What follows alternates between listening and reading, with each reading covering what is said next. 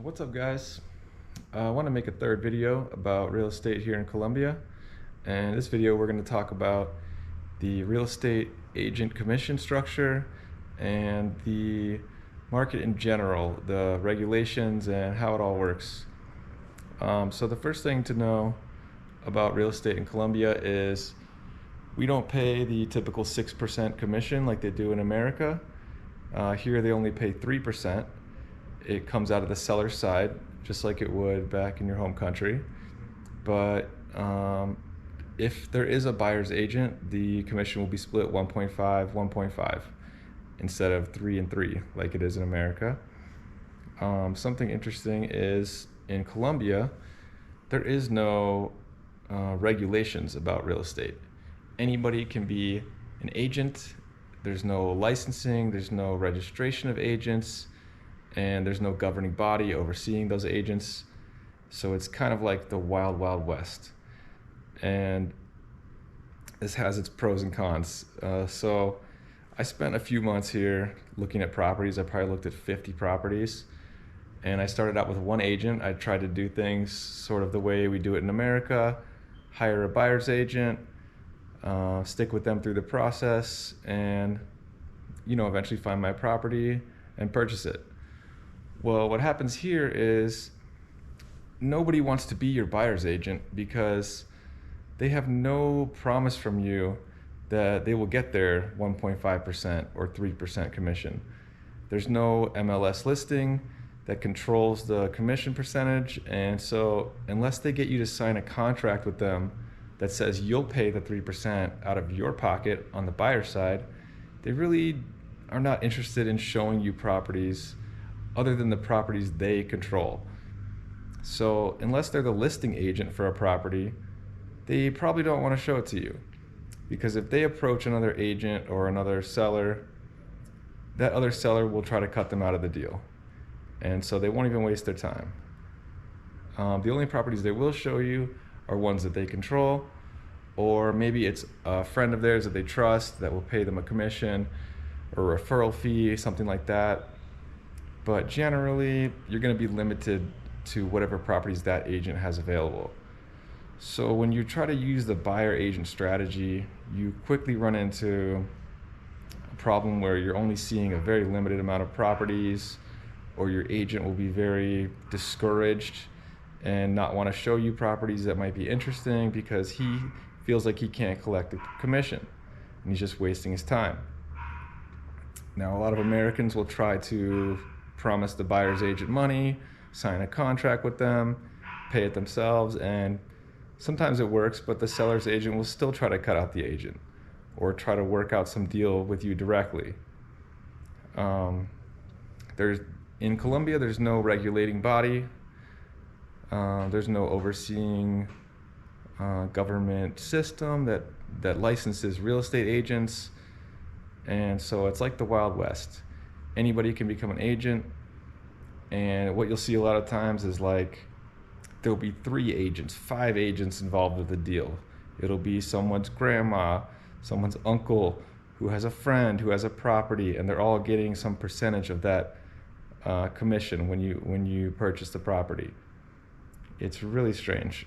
And so the typical commission here is 3% paid by the seller. And if you have a buyer's agent, sometimes your buyer's agent will collect half of that, 1.5%. Oh yeah, so something really weird that I did not enjoy when I'm looking at all these properties, every single one, the owner of the property would be present during the tour. So you're walking on these people, and they're telling you all these weird things about the property, maybe things they shouldn't be revealing, or maybe they're trying to upsell you, they're trying to promote the property as better than it is, and it's just really awkward to be face to face with this person, and 90% of the time they live there. So you're seeing how they live, and you're seeing it all up and close and personal, and which never happens in America. Like maybe 1 out of 20 the owner will be present in America, and it's highly discouraged by agents on both sides in America. But here, every single time you're going to be talking with the owner directly, and it can be really awkward, or it can just be annoying, like they're not adding anything to the situation, and they're really not helping their own cause. A lot of times they'll negotiate themselves out of the deal by talking too much or just saying something dumb.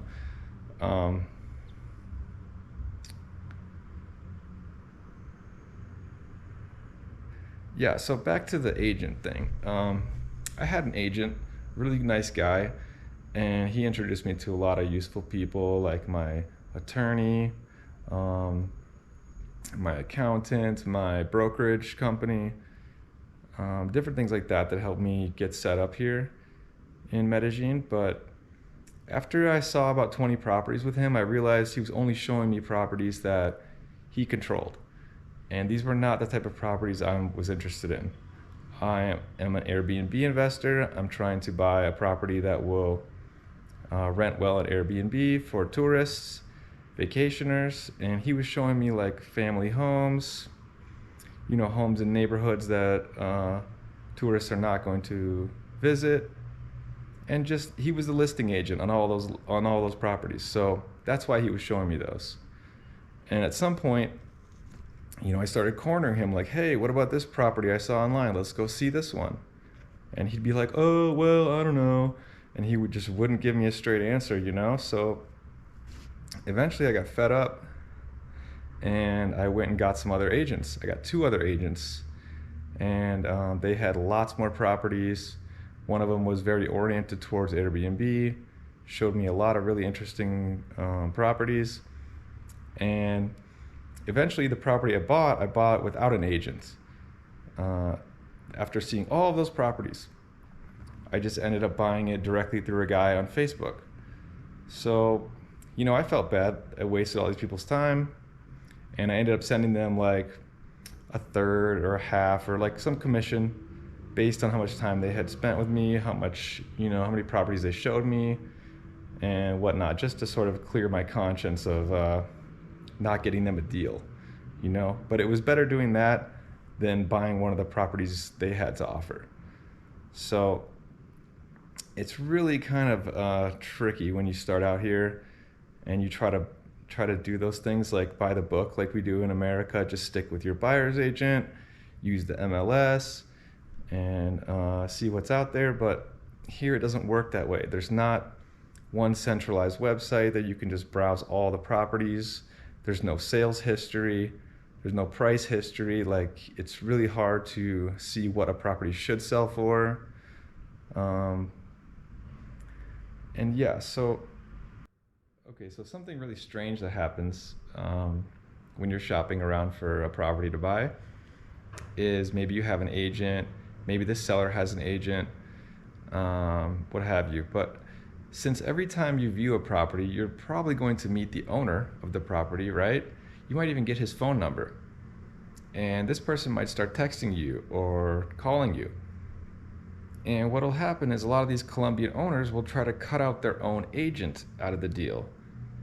They'll think, I already have this buyer on the hook. There's no laws governing this sale. Why am I paying this guy 3%? So they'll try to go behind their own agent's back and encourage you to screw over your agent as well and just do the deal directly. This is super common. And to me, that is like extremely unethical, amoral, and sort of flies in the face of like, why did you hire this person? Didn't they promote this property for you? Get this buyer to come view your property, and now you're taking their commission. But it's very common. And so you sort of have to watch out for these unscrupulous owners. And maybe if you want to save 3% of his money for him, you could help him screw over his agent or your agent, but really it doesn't make it worth it to me. There's 3% of the deal. You should have enough margin in your deal where 3% is not a make or break for your deal in terms of profitability. And the right thing to do is to pay the people that helped you source the property. That's going to make you some money. So, there's just it's like the Wild West here. And at every turn, there's something weird going on, and you sort of have to watch out for this stuff. and try to play it by ear as best you can to do the right thing. And another interesting concept is about the reporting of the sale price. Okay, so a lot of sellers, when they go to sell their property, they want to avoid paying taxes. So what they'll try to do is build two separate contracts. One is the official contract that you're going to actually sign with the seller and use to transfer the money and yada yada yada. And then the other contract is the fake one they're going to try to present to the government. And the fake one's going to be at a lower value so they can avoid paying capital gains tax. And the real problem is, back when they bought the property, let's say 5 years ago, they did the same thing. The seller they bought it from lied on the contract price, and maybe they bought it for 100 or 200 million less than was actually the price. And so when they go to sell it, they have to cover that gap if they sell it at full price. And so when you go to buy their property, they're going to be like, oh, don't worry, we do this all the time. Just lie about how much you're paying for this thing, and you're going to save on your taxes when you pay your annual taxes. Which sounds all good and everything, but then if there's ever a problem with the sale, they can use that against you. Or if the government sort of investigates your deal and says, hey, there's no way this property is 600 million, this is a 900 millones property, and you're playing games. We want to see the real contract, show us the money transfers, etc., etc. Now, the government doesn't typically audit deals from Colombian to Colombian, but if there's a foreigner involved in the deal, a lot of times they will audit the deal. And then you'll be forced to try to explain why you're playing games with the contract price, which technically is fraud. And so I'd say 80 or 90% of the sellers want to play this game, and it's just really spooky as a foreigner to try to participate in, because your deal could get audited and you could be in big trouble. And so luckily I found a seller who he wanted to play the game, and so instead of making a fake contract price, I just kept escalating my offer price slightly, like, hey, you're gonna have to pay 25 millones more in capital gains tax. I'll increase my offer by 25 millones to sort of cover that chunk, And eventually we did work out a deal where we declared 100 million of the property price as furniture. The place did come furnished, so that wasn't illegal or immoral in any way, shape, or form. And my lawyer is the type that's very stickler for the rules, and she wouldn't let me proceed with the deal without making it very sensible and realistic to the government and to everybody involved in the deal. My seller was not super happy about all that, but he went through with it. So it's just something to keep in mind when you are negotiating. And yeah, so my advice about what to do with an agent: don't sign a deal with any one agent. Don't make a buyer's agreement. Don't swear your allegiance to one agent, and sort of keep everything open-ended. Like, you just want to visit properties. It helps if you go on the expat forums on Facebook or what have you and make a post showing what you're interested in, how much money you have to spend, and people will start sending you all types of properties. Most of the time, these are agents that are the listing agent on the property, so they don't care, if you don't buy it. Someone else is going to buy it and they're going to collect their fee. Don't try to hire a buyer's agent to drive you all around town and show you these properties, because you're going to run into that pitfall like I did, where they start to resent you because you're not buying one of the properties that they have control over. When you go look at other ones or work with other agents, they're going to feel resentment towards you, and it's just not a fun experience.